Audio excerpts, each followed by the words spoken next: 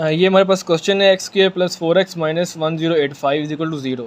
तो ये इक्वेशन है, इसको हमने सॉल्व करना है by the help of completing square method. Mean उन्होंने मेंशन कर दिया कि आपने कंप्लीटिंग स्क्वायर मेथड को यूज़ करके इसको सॉल्व करना है, ठीक है ना। मीन डिफरेंट मेथड होते हैं, फैक्टराइजेशन और क्वाड्रेटिक फार्मूला। तो इसको सॉल्व करते हैं।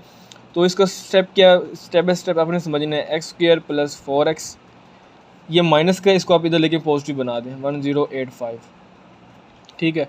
अब ये पहला स्टेप हो गया कि जो कांस्टेंट था इसको इधर लेके। अब सेकंड स्टेप ये है कि दोस्तों कि x के साथ वाली जो वैल्यू है उसको 2 पे डिवाइड करना है आपने, और उसका स्क्वायर इधर भी ऐड करना है, इधर भी ऐड करना है। मींस ये है कि x के साथ क्या है 4 को मैं करूँगा 2 पे डिवाइड, तो क्या आएगा 2। अब 2 का स्क्वायर मैं ऐड करूँगा इस साइड पे भी और इस साइड पे भी, तो इस तरह हमारा ये कंप्लीट स्क्वायर मेथड होगा।